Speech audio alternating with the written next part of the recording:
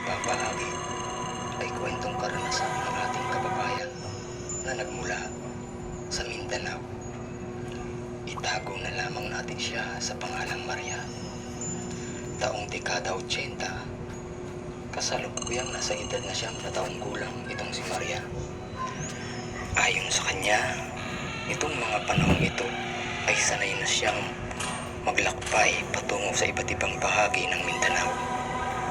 Kaya naman niya ginagawa ang bagay na ito ay sa kadahilanang siya ang malimit na mautusan ng kanyang lolong albularyo na maghatid ng mga sangkap at mga produkto patungo naman sa kanyang tiyahin na taga Zamboanga. Itong mga panahong ito, alam naman natin na napakahirap pa ng paglalakbay sa lupa. Maliban sa walang maayos na mga kalsada at tulay, ay wala ding mga poste ng Meralco na nagbibigay liwanag sa daanan. Hindi tulad ngayon na panahon na ito ay kadalasang bawat kalsada ay meron ng mga poste. Isang araw, muli na namang nautusan itong si Maria na tumungo ng Zamboanga upang maghatid ng mga produktong padala ng kanyang lolo. Ang bilin nito sa kanya ay tumungo sa bahay ng kanyang tiyo sa bayan at sabihin na ipasama sa kanya ang kanyang pinsang lalaki. Itong mga panahong ito nga pala, mga kaibigan, ay may mga oras lamang ng pag-alis ang bawat bus sa kanilang terminal. Isa sa umaga at isa sa hapon.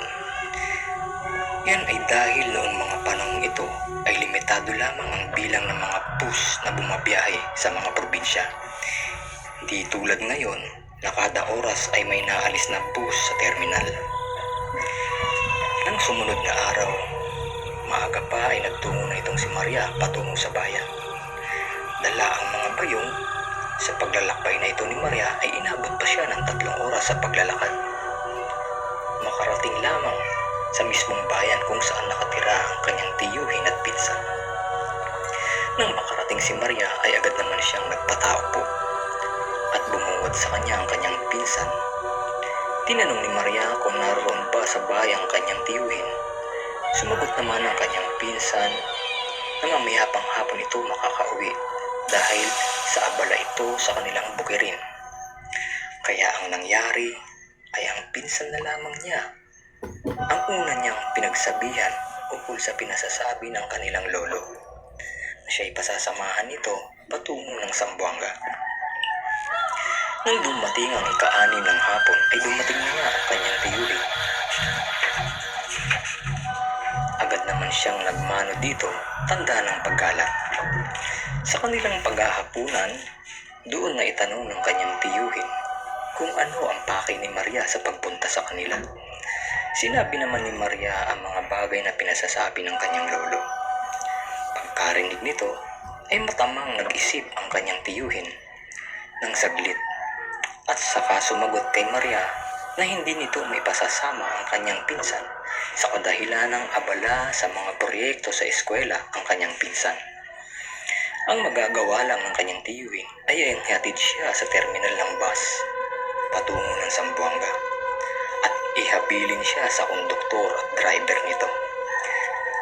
Dahil mahirap ang komunikasyon noong mga panahong ito, hindi pa uso ang cellphone, ay hindi na naipaalam pa ni Maria sa kanyang lolo na mag-isa lamang siyang maglalakbay patungo ng Zamboanga.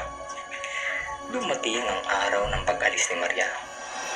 Maayos naman siyang sinamahan ng kanyang tiyuhin patungo ng terminal.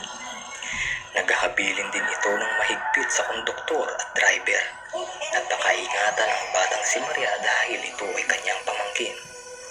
Nang hapong iyon, habang inaantay na mapuno ang bus, may 4 sa mga pasaherong nagpareserba ng tiket ang hindi dumating. Subalit may mga pasahero naman na kung tawagin ay chance passenger ang agad na nakakuha ng slot ng 4 na pasahero na hindi dumating. Sa wakas ay natuloy din ang kanilang pag-alis. Nang mapuno na ang bus, sa bandang likuran nakapwesto si Maria Padilim na rin nang sila'y umusan. Noong una ay ini-enjoy pa ni Maria ang mga tanawing kanyang nakikita sa labas ng bintana ng bus. Subalit makalipas ang ilang oras, ay tinamaan na ng antok ang batang si Maria. Kaya napagpasya na lamang nitong matulog. Para sa paggising niya ay umaga na at malapit na siya sa Zamboanga.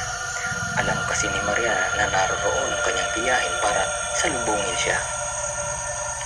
Sa mahabang oras ng kanyang pagkakatulog, ay ginising na lamang itong si Maria ng mahihinang pag-ugat at pagtapik sa kanyang mukha at katawan. Nang tuluyan ng manumbalik ang kanyang kamalayan, pagmulat niya ng kanyang mata ay nagulat na lamang siya sa kanyang mga nakita. Napakaraming pulis ang nasa loob ng bus at may mga katawang walang buhay na isa-isang inilalabas. Narinig niya rin ang isang pasahero na sumigaw na may buhay pa dito, ang bata. Dahil sa walang kaalam-alam sa mga nangyayari itong si Maria, naiwan sa kanyang mga kaisipan ang napakaraming katanungan. Ano ba ang nangyayari? Bakit maraming patay? Bigla na lamang umangat si Maria. Yun pala ay may bumuhat na sa kanyang isang pulis. Pagkababa nila sa bus, agad na lumapit ang kanyang tiyahin na umiiyak at nagwika na, "Salamat at buhay ka, Maria." Agad namang dinala sa munisipyo itong si Maria para tanungin kung may nalalaman siya sa mga nangyari. Ang tangi lamang niyang nasabi sa mga alagad ng batas ay mga bandang 9:00 nang antukin na siya at magpa siyang matulog. Maliban doon ay wala na siyang matandaan pa. Dahil sa kakulangan ng mga bagay na makapagtuturo sa mga suspect kung sino ang pumatay sa lahat ng pasahero, tsuper at konduktor, ay nanatiling unsolved case o mystery case ang pangyayaring ito. Ang isa sa nakapangingilabot na nalaman ni Maria na nagbigay sa kanya ng hindi niya malilimutang karanasan ay nang malaman niya mismo sa kanyang tiyahin na ang lahat ng pasaherong ibinaba na wala ng mga buhay ay said ang mga dugo ng bawat isa at may mga marka ng kagat sa parting batok at leeg. Mabuti na lamang at hindi nakasama ang pinsan ni Maria dahil kung hindi, malamang patay din ito. Kayo mga kaibigan, ano ang masasabi ninyo sa karanasang padala ni Maria? Ano ang mararamdaman ninyo kung kayo ang nasa ganong sitwasyon? Ako, isa lang ang naiisip ko. Totoo palang may mga vampira.